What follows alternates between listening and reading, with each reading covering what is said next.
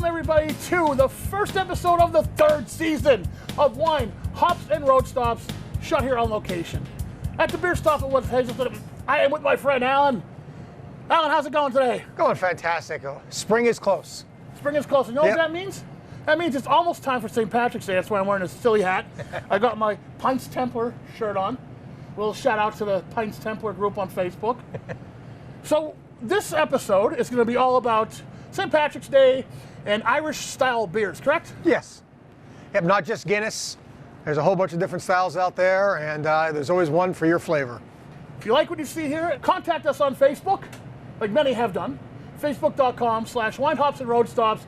Send us some questions through there. We'll answer you on the show. One of the questions that came in recently has been a viewer question: why do we drink Guinness on St. Patrick's Day? We don't necessarily have to drink Guinness, but the St. Patrick's Day tradition began as a feast day held in honor of St. Patrick on the anniversary of the day he died. Christians are allowed to put aside their Lenten restrictions on food and alcohol consumption on this day. This is why excessive drinking has become so permanently linked to the celebration.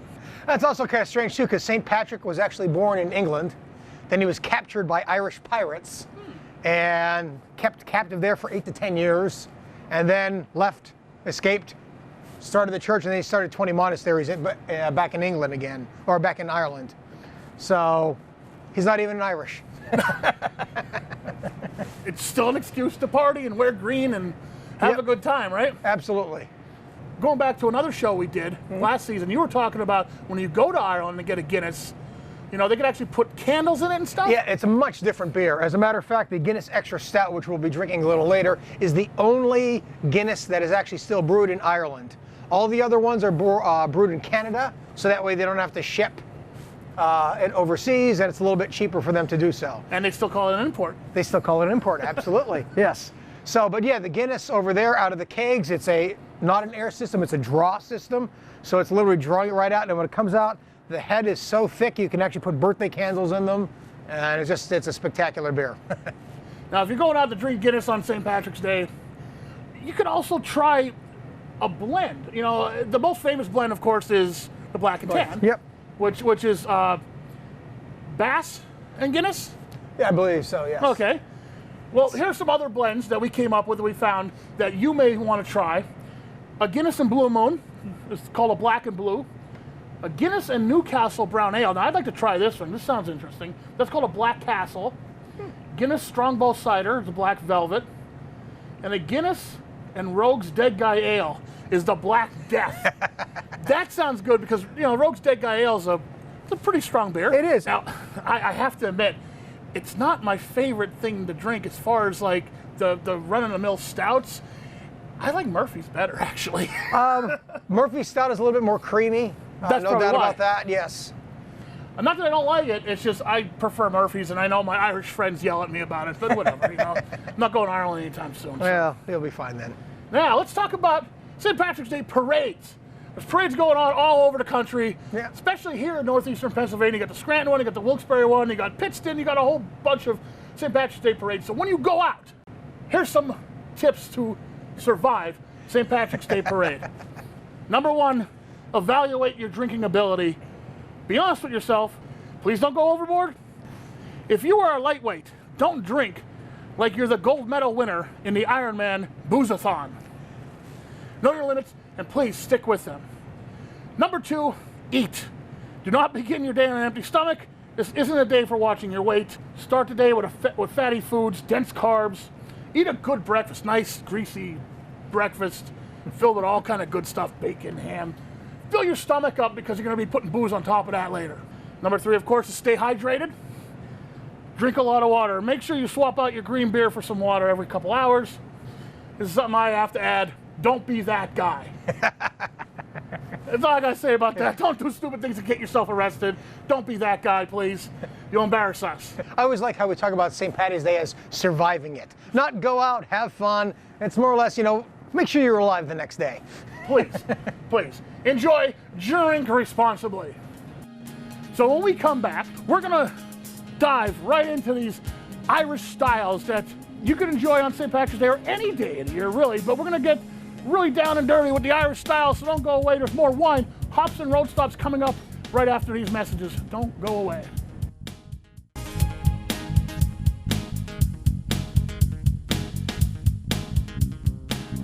Welcome back to Wine, Hops, and Road Stops. This is the first episode of the third season. We're on our third season, and I'd like to just thank everybody, first of all, before we go any further. Thank you for watching. Thank you for supporting the businesses like Alan's and the other ones that come on Wine, Hops, and Road Stops. Thank you very much, everyone, and keep watching, and we'll keep sampling beer. Thanks for drinking with us. Absolutely. So let's get into drinking. What do we got here? What's going on here? First one we'll start with is the Flying Fish Parade Lager. Okay. So it is a lager, so it should be a little bit lighter, a nice, easy drinking, all-day kind of beer. Yeah, actually, yeah, there's a lot more. Yeah, there's more nice. taste to it actually than I thought. Yeah, I might prefer it. Yeah. Well, Flying Fish is another brewing company. I like to say that they're pretty good at pretty consistent, pretty good at making some decent beers no matter what they're putting out. Yeah, that's good. That's good. Yeah. Next one has always been traditionally my favorite for the season. It is the Hooker Red. Hooker Red. Basically, yep. As opposed to their Hooker Blonde. His name's Thomas Hooker. Oh, okay. So. I get it now. Okay, now it makes more sense. Okay, so this is a red ale? Mm-hmm. Okay, Irish red ale. Yep. So what are the hallmarks of that style? A red ale is just going to be an ale almost with a little bit of coloring in it. So you're getting into the English style ales. A little bit more to it, but not heaviness though. It's very light on the palate, but you get a little bit of bite at the end, but not quite a hoppy bite. But yet you still know you're drinking an actual ale as opposed to drinking, like a white or something else. Next one is the Red-Headed Stepchild by Tall Tales, another Irish red ale. I like the label on it. It's cute. I've had this one before, actually. Yeah. And if you're going to do an Irish ale, might as well call it a Red-Headed Stepchild. Again, it's a little bit more. You're jumping up into a little bit. And it's darker than the last one. I almost get a little coffee in it as well. Yeah. Roasty overtones, subtle apple fruity finish.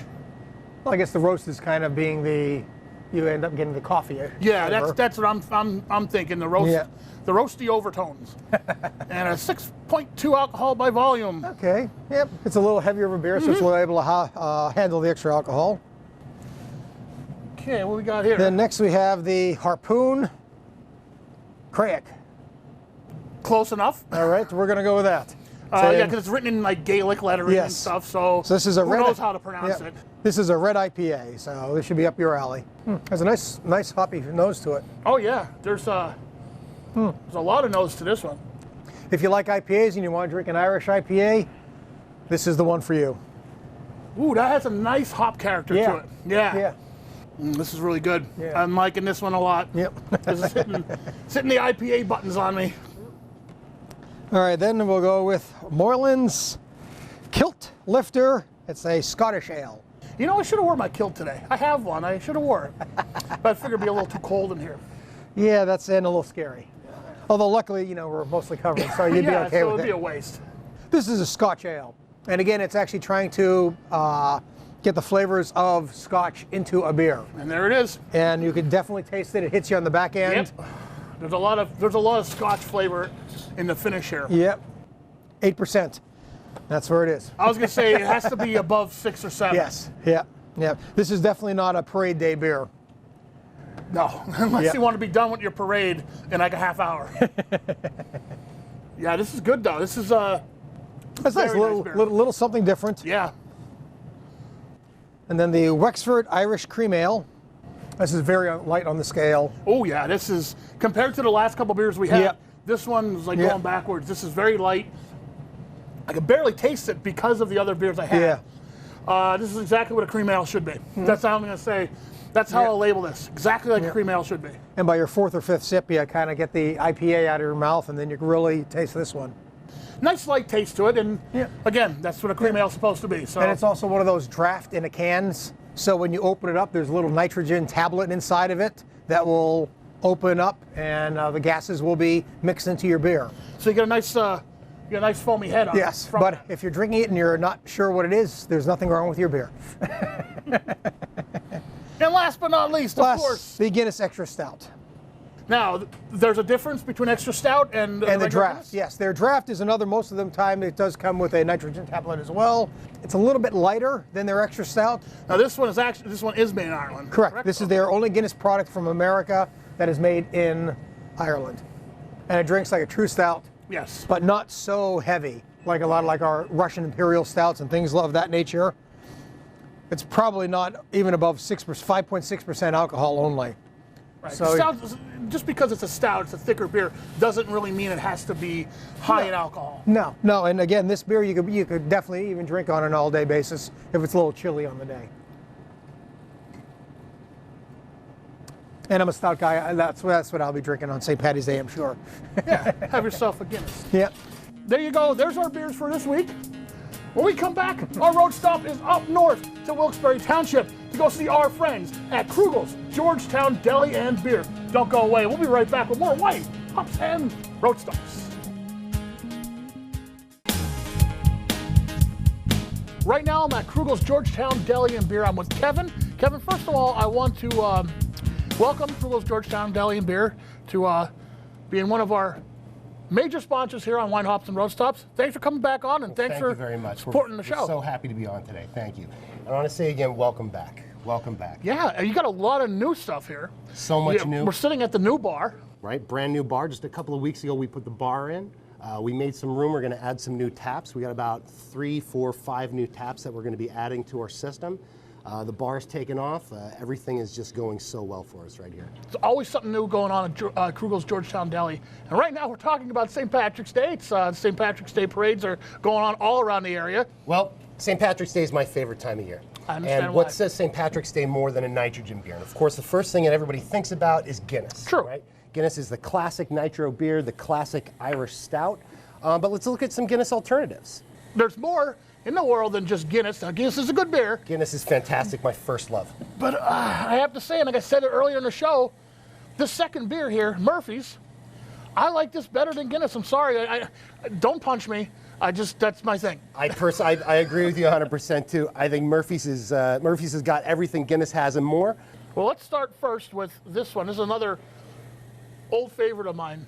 What do we have here? We got Boddington's Pub Ale. Now, this is a pub ale that comes in a nitro can. Nitro is really interesting, because what the nitrogen does is it gives you smaller bubbles. So first of all, you're going to get a different kind of looking head than you're going to get on any other kind of a beer. But there's some other cool stuff that happens with nitrogen. Nitrogen actually changes the chemical structure of the beer itself. And so you've got a pH change, and so the proteins denature, and what you're looking at is a creamier mouthfeel in the end. It's a bunch of complex chemistry that just works out to a better beer. And I love nitro. Wow, that's like very scientific of you, very doctorish of you to really describe what happens with the nitrogen, because it's not just more of just like a creamier head. It's the actual. It actually things changes, happen. and when you see and when you see a proper pour of a Guinness, they pour half the Guinness, then they let it sit. Mm-hmm. And when you were pouring these beers, we were checking it out. You could actually see it working as you pour the glass. Yep.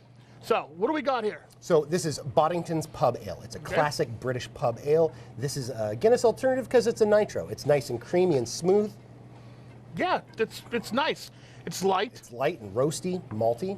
That means you could drink this all parade day. Very little hops, very low bitterness on it. Sometimes I see pub ales referred to as a golden stout. Okay, moving on, we have Murphy's Stout. This is my favorite. Murphy Stout? Out of these, yeah. Murphy Stout is brewed out of Cork, Ireland. And if you happen to be in Cork, Ireland, you simply do not order a Guinness. Okay. You order a Murphy's. Well, if I go to Ireland, which is on my bucket list, I'll make sure of that. It's only a 4% beer, so there's really actually not that much alcohol in it. And when people think about these black beers, they think that they're heavy. Right. But actually, that's really not the case at Right. all. It's a very light beer. It's got the roasty, it's got some malty, it's got some mild coffee flavor, some mild chocolate, and then there's a bit of a caramel that kind of comes through to sweeten the whole package. Now, they may be thicker, but they're not heavy as far as the ABV's not higher. So now Next up. Young's Double Chocolate Stout. We're going to put this one a little higher on the sweeter scale, but not much. Not much. It says double chocolate, but it's not a super sweet beer. This is, to me, it tastes exactly like Guinness.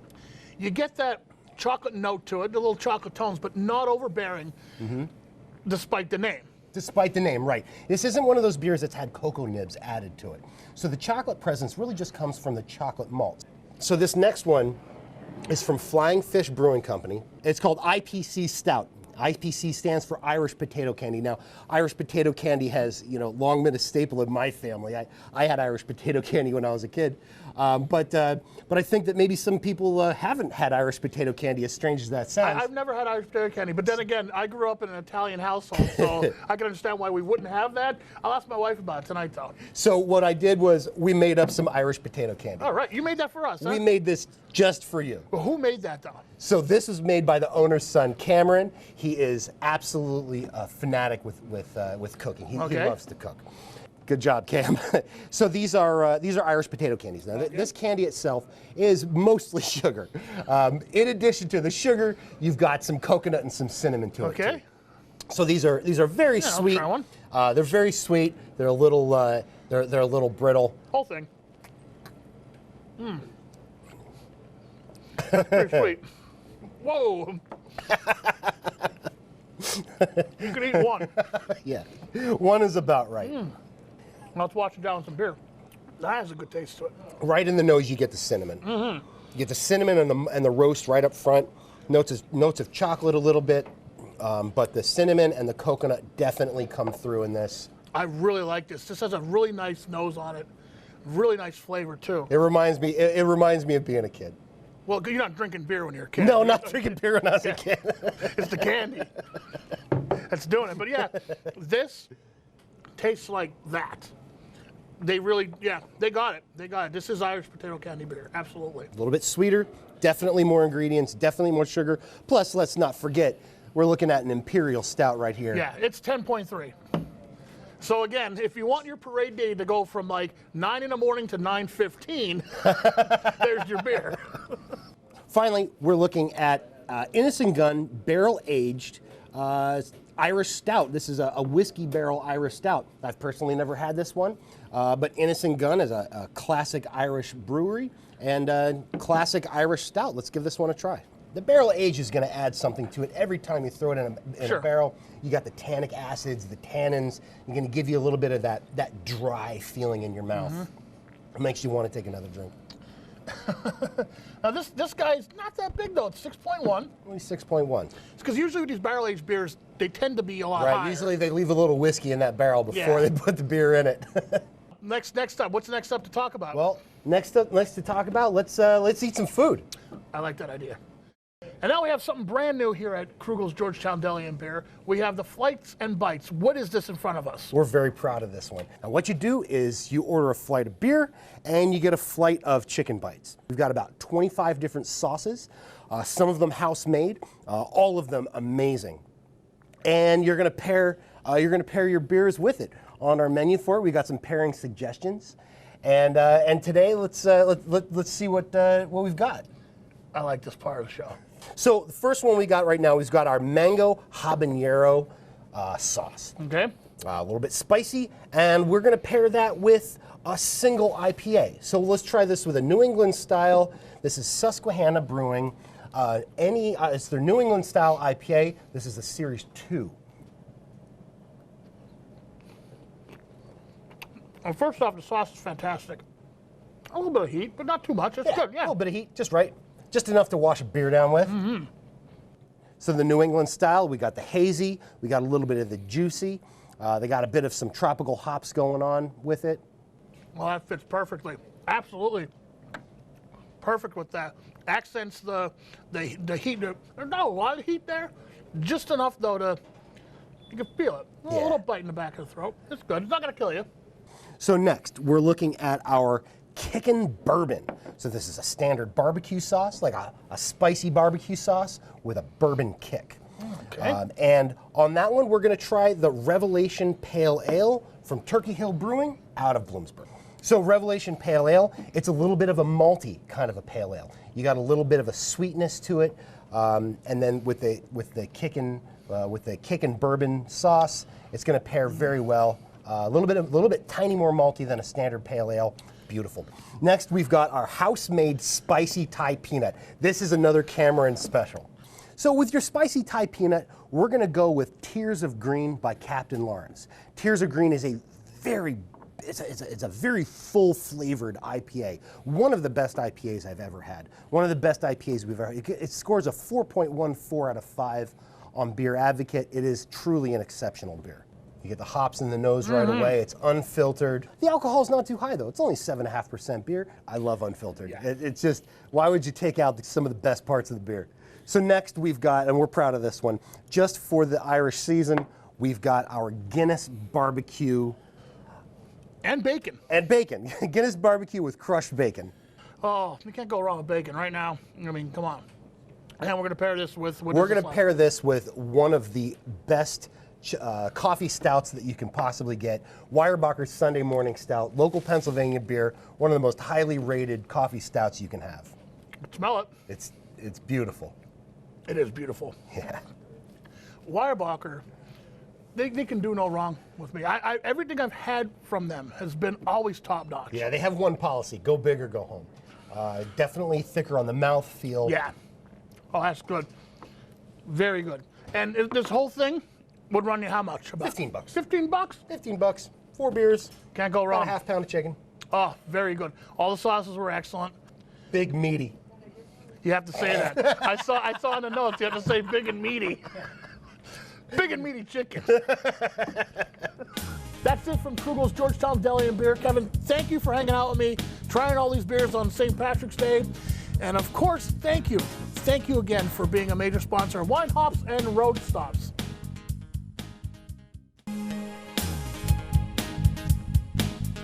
That's all the time we have on Wine, Hops, and Road Stops for this episode. If you like what you see, come to the Beer Stop. The Beer Stop has a ton of great beers. And of course, you always have new beers. So what is new this week? A lot of stuff coming in. And granted, we haven't been here in a while, but there's D9 Brewing, first time in the area. And we have about 8 beers from them. One I'm really dying to try is the German Chocolate Cake Stout. That just sounds right up my alley. Then we also have Stoneyard Brewing, Epic Brewing, the last of the 2018 Bourbon County Stout. We just got another delivery of that in.